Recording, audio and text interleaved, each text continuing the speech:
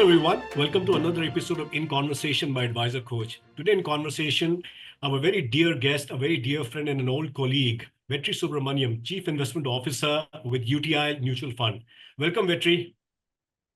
Hi, Suren. Delighted to be here. We've known each other now going back almost 25 years. So it's great to be doing Absolutely. this Let me conversation tell you, with you you. just look the same. Good. I'm glad to hear that. All right, Vetri. So we having this, conversation very interesting times when there's a lot of activities happening, globally, specifically with Mr. Trump's trade war, etc. So if you could just take our viewers in terms of, how do you see the Trump trade war impacting the global, supply chain, the global economic outlook, and particularly for India? What are your thoughts on that? Sure. So I think it's just important to step back for a moment, Suren, and recognize the fact that, the trade war is merely a tool which is being used, but very quickly, I think Mr. Trump is certainly trying to reset multiple elements of US geopolitics, foreign policy, and economic policy. On the geopolitical front, they wish to be, in a sense, more inward looking. They don't wish to be the global policeman, and they certainly do not wish to bear the burden of defense expenditure to keep different parts of the world safe, to keep global shipping lines safe, so on and so forth. Mm-hmm. So that's one. The second one is from a fiscal policy front, where I think, the administration has talked about the fact that they think the deficits are too high. They'd like to bring it down. Doge speaks to that, but I'm not sure it has the kind of traction or the numbers that they sort of aspire to. Mm-hmm. The third element, if I were to touch on monetary policy, not strictly in their domain, it's obviously done by the Fed. We've seen conflict on this issue, but clearly they would like interest rates to be lower. It's very simple why they would like rates to be lower. US consumers are significantly indebted. The US government is significantly indebted, and therefore they would like rates to be lower. Absolutely. Finally, I think a very significant part of their political economic plank is the desire to re-establish manufacturing jobs within the US, because they see these jobs as they think of these as good jobs. They think these jobs have been lost to other countries for multiple reasons, not just comparative advantage, but also because of what they consider to be unfair trading policies. And that's where the whole tariff and trade wars come in.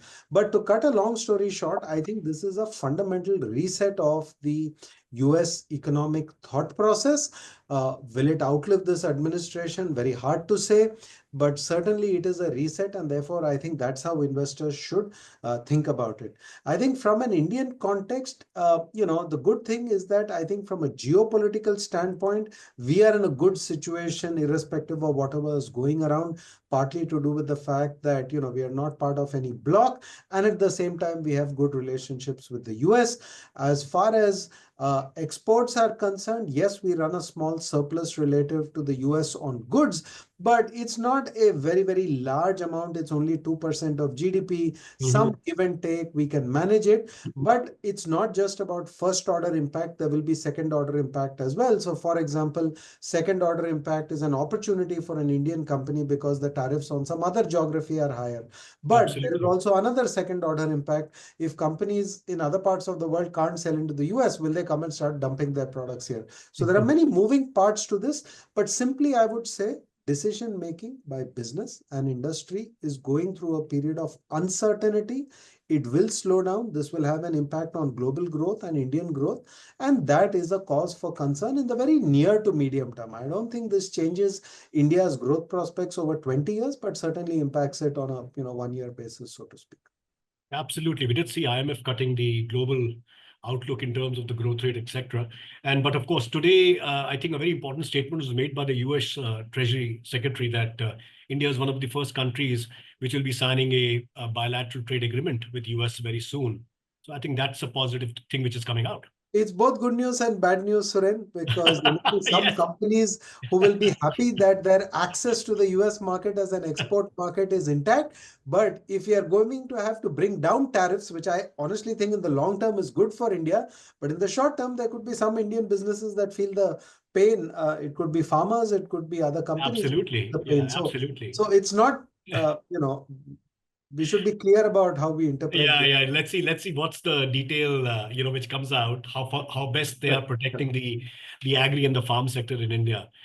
So tell me, Vetri, in terms of the broader markets, do you still believe the SMIDs are expensive? Sure, we can just break it down quickly. I think mid caps in absolute terms are very expensive. They're significant premium to the large caps. Small caps, not as richly valued as mid caps, but I would say still in rich territory and certainly at a premium to large caps. My experience over very long periods of time, large caps have the benefits of the strength of their balance sheets, cash flows, access to capital, Mhm. depth and breadth of management, ability to navigate challenging macro environment, changes in policy, changes in regulations. And therefore, when aggregate valuations for small caps and mid caps are at a premium, particularly small caps, I do worry that risk is being improperly priced. And therefore, I am concerned about mid and small cap valuations. But let's be clear, I'm referring to the aggregate. Right. Mhm. So if you say India's per capita income is $2,800, I can point you to the state of Bihar, where the per capita income is $650. And you know as well as I do that, some of the world's richest businessmen exist in India, and their income is a multiple of the per capita income. Yes, But yes. what we are concerned is with the average level of valuations. So for the small caps, we are talking about 250 companies. When 250 small cap companies in aggregate trade at a premium to the 50 large cap companies in India, then I do worry that risk is not being properly accounted for. Sure. But any particular sector within the SMIDs you still believe is a good catch? Sure. So, I've been saying this almost for a year, Suren, that, the whole banking and financial services space is one space where we think the valuations give a fair bit of comfort relative to what we think is the longer term growth trajectory of of that companies in that sector, and also relative to their ability to sustain their growth rate over a medium to longer term period. Sure.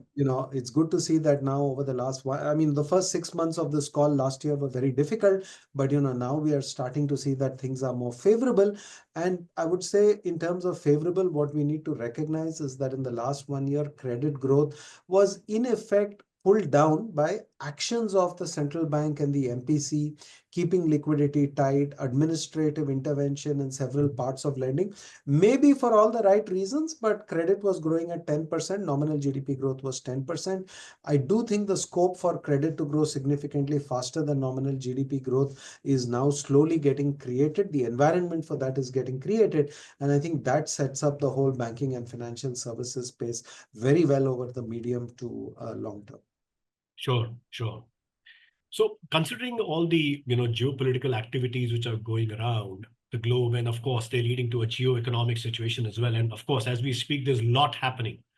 There's a lot happening. I think if you were to look at 2025 compared to 2024, this is much more noisier as a year. So do you believe the markets have actually factored in all the geopolitical activities which will lead to a geo-economic situation? Do you think the markets have actually factored that in, or we yet to do that? Short answer, I don't think markets have factored it in. Noise is always there, Suren. I won't say noise is unusual in the marketplace. There's always some controversy or the other going on. But I do think the markets and, even we are still working our way through. What does the fundamental reset that I described at the beginning amount to in terms of its impact on global growth, in terms of global trade flow? And in terms of global value chains. I think that is something that we will still have to work our way through. We don't know the contours of how this will develop. I do think that from an Indian context, given that our economy is more domestically inclined, we are sheltered. But while we are sheltered, it doesn't mean that we can't get impacted by crosswinds and Mhm. headwinds. Of course, we can get impacted, but our macroeconomic parameters are very stable. And therefore, we are slightly better equipped in terms of our ability to respond to these challenges. But I would just say India needs to double down on two, three things. Preserve macroeconomic stability for sure. Second, try and reduce the level of red tape. Ease of doing business still has miles to go in India, is my opinion. I And totally agree with you. correct.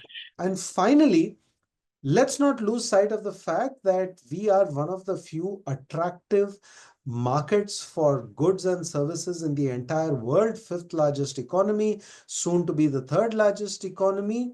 And therefore, this is one of the few markets of scale which should be attractive to global investors. And I'm referring to FDI. So, this is a great opportunity to tackle red tape and to get companies to invest significantly in India by way of FDI. It will not only create jobs, it will also stimulate the domestic economy in terms of consumption. So I think that's the opportunity that we have, and we've got to make the best of it. Sure, sure. So in continuation to that, we have seen IMF cutting the global growth outlook from 3.5 to 2.4% for 2025, and of course for India as well. But India, to a large extent, is still, is in a sweet spot, if I can use that word. We haven't seen any rating action yet from these global rating agencies. So do you think that what are they waiting for any sovereign downgrades to happen? Do you believe they will happen? I think it's too early for any of that. And look, while people who have to put out forecasts have had to go through jiggling with an Excel sheet and then saying we have reduced our forecast, the fact is nobody knows at this point of time how much global growth could get impacted. The way to think Mhm. about this Yeah. is that when things are uncertain, businesses hold back on investment decisions because businesses are just concerned with how do I manage my current business rather than thinking ahead. Consumers also then simultaneously tend to pull back because they are getting impacted by the decisions taken by businesses. And therefore, all of this creates headwinds to economic growth. Uncertainty is not good for economic growth, but it's very difficult to convert uncertainty into an Excel number and saying it will impact it by 20 basis points or 50 basis points. We have to be humble enough to recognize that we don't know. And Mhm. therefore, I think that's something that the markets will also eventually have to recognize that if you are uncertain about what the actual earnings impacts could be, the market will start to take cognizance of that by pushing valuations lower, because that's the Absolutely. market's way of saying, I will deal with this uncertainty by paying a lower multiple because Mhm. I'm not even sure what the E will be, but I can at least take care of that by starting to reduce the P multiple. So I think those are the headwinds that the equity markets will have to experience. Good news in the Indian perspective, I would say, is at least our large cap valuations had anyway come down to the fair value zone. And in Yes. fact, at the absolute low few days ago, I would say they had actually gone into an attractive zone as well. But Mhm. large cap valuations in India are reasonable. They are not nosebleed expensive. Right, right, right.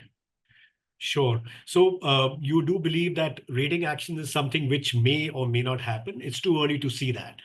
Correct. And again, on what basis do rating action agencies respond? And we remember from an India context, as I said earlier, our macroeconomic parameters are actually in very good shape at this Absolutely. point of time. We've managed both fiscal and monetary policy quite conservatively. And therefore, I think we are not at a significant degree of risk. Mhm. Mhm. So do you think globally this situation is actually prolonged, or do you think it will get into a prolonged situation before the dust kind of settles down? I think that's highly unclear at this point of time. I'm sure hopefully clarity will emerge. President Trump has talked about 90 days. Yeah. Hopefully by the time we'll have some visibility. But I think the important point is the reset. I think if Mm. you're only looking at it as, oh, there's some little bit of tariff and then we'll go back to way, global supply chains, value chains, and trade happened between countries as it happened prior to this administration, I think that would be an error. I think this administration is trying a fundamental reset. The good news Hmm. is that I think we are in a reasonably good position in terms of being able to tackle this. Doesn't Yeah. mean we can be complacent. Doesn't mean, and I would therefore be very careful about, I may have used that word sweet spot, but let's not use the word sweet spot. All I'm saying is we have the ability to navigate this better than certain other geographies. So our outcomes will be a function of how we navigate, and we have the ability to navigate. We should use that. Sure, sure. Coming to your funds, any changes you have done, considering the situations around in your portfolios? If you could just highlight a few of them, Sure. structurally as well as on a market cap or sectoral. And also, what fund do you believe, which scheme do you believe, is a great fund right now to be in? Yeah, look at about 5 years of investment horizon. Sure. I'd say all equity funds should be at least 5 to 7 years minimum. But yeah, I mean, you started off with your first question was The more about changes what which have been happened. done in Yeah, your funds. very quickly, my thought process on this reset is not too different from dealing with COVID. And, when COVID happened, all I said is focus, or rather, just make sure the companies that are in your portfolio are capable of dealing with adverse headwinds for some period of time. Mhm. Second, don't try to second guess the company. If you have backed a good company, they will figure out how to tackle this situation better than your and my ability to sit outside and say, oh no, this sector is impacted, that sector is not impacted. Companies, I mean, you have outsourced management of these companies to very smart people. Let them do the hard work of figuring out how they will align their business models. And the market is very sharp in terms of readjusting, the multiples. So therefore, our thought process has been much like COVID. Back the companies. If there are companies where you already had concerns, their cash flows were weak, return on capital was weak, you may want to reconsider those.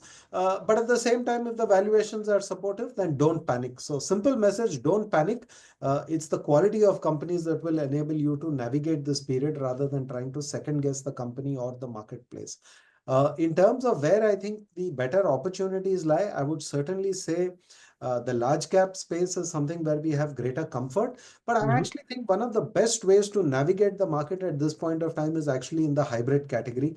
The reason I say that is that obviously, it does a far better job of navigating volatility because by definition, it's in equities and fixed income. Fixed income, the carry is still quite attractive. High quality Yes, portfolios yielding 7 or just slightly below 7%. Inflation trajectory continuously heading lower. So you're getting a decent carry over there. And within hybrid, you've also got asset allocation strategies which can move their asset allocation up or down based on valuation. So, my top recommendation would actually be look at the hybrid funds in this environment. And if they have a large cap bias, even better because, that's where the comfort lies. If you're only looking at equity funds, the preference is large cap, stagger the investments over a period of time.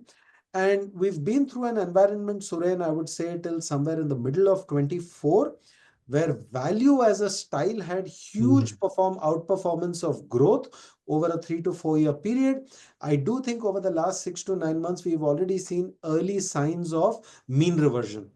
Right? Absolutely. Value is no longer outperforming quality as much as it was. Growth is starting to, do as well as value or maybe even slightly better. I think these are early signs. These things tend to go in cycles. So my, preferred area would be certainly quality. And within that, I think quality growth may be a slight advantage over the next few years. Sure. No, I completely buy your point because of recently, in the past at least 4 years, people completely forgot about that there is a hybrid category as well. If you No, look at I all think the, hybrids are really a smart thing for investors to do in the current environment, particularly the dynamically managed asset allocation. absolutely, and I think at any point in time, it should be at least 15 to a 25% of a client's portfolio in any given market situation. That's my view. Uh, I'll just echo that from a very different point of view, which is that because of the changes which have happened on taxation, Mhm. pure fixed income schemes have become slightly unattractive. So Yes, very simplistically, if you wanted a 60% equity, 40% fixed income portfolio, the more intelligent way to get that today is through a hybrid fund because both asset classes get combined in that fund. And at the same time, the taxation structure actually becomes more advantageous, right? So absolutely. you don't even have to do the entire 60 in equity. You could have 50% sitting in an equity fund and then put 50 in a hybrid fund, which is again got Yeah, 60% to equity, right? So absolutely. Take you a can covered position maintain there. your Absolutely. allocation in a far more tax efficient structure portfolio rebalancing also becomes more efficient without individual taxation, and the aggregate fund level taxation is also more efficient. So true. Absolutely. Absolutely. So, Vetri, through this in conversation today, what one message would you like to give to advisors, mutual fund distributors, and investors, particularly in the current situation for their investment strategy? Because we are definitely seeing that a lot of SIPs are getting stopped. Redemptions are, of course, increasing. Clients are panicking. So, one message would you like to give? Sure. Actually, I'll make it two messages. Okay. The first message is that don't make the world's geopolitical problems and macroeconomic problems your problems. Your investment strategy should be based on your financial goals, long-term return modeling, and how your lifestyle and your savings based on those models will enable you to achieve your financial goals. Trust in the process. Don't start to upset the apple cart because global macro is starting to shake up or geopolitics is starting to shake up. That is my experience over 35 years of being in the workplace and tracking markets, that stick to the plan, trust the process, don't start jumping around because global macro and Twitter, in the age of Twitter, everything is coming at you fast and Yeah. furious. The second very important point I will make is that everybody is familiar with the formula for compounding, right? So Mm. you've got the amount invested, you've got the rate of return, and then you've got N, which is the number of years for which the compounding happens. Now, most of the time, Suren, everybody is only focused on R. Because Absolutely. R is the sexy number, right? That's the number, the rate of return that I'm earning on my I want to amount chase that invested. on. Yeah, you want to chase that R. But believe me, the magic in the compounding formula is not R, it is N. So Always. please focus on the N. The N is nothing but the time that you remain invested in the market. Let your investments work for you. Let the smartest companies in India manage their companies in a way that will create value for you. Remain invested, and that's what will enable you to achieve your financial goals. So I would say it's that N you need to remember is most important. It's not about the R. Absolutely. Absolutely. And I think most of the people go wrong in that N because they start chasing the R all the time. Correct. Correct. Right? They want to speed up everything, forgetting about the compounding of the N. Absolutely. Absolutely. So, well, for our viewers, this is Mr. Vetri Subramaniam, Chief Investment Officer with UTI Mutual Fund. I think a very, very apt conversation today because the way the equity markets have been and so much happening across the globe, it was very important for Vetri to share his thoughts in terms of what he believes of the geopolitical situation, the geoeconomic, the valuations, and what structural changes are being done, and how should you be holding your portfolio at this point of time, or rather at any given point of time. So, Vetri, thank you very much for sharing your thoughts today and taking our time for this.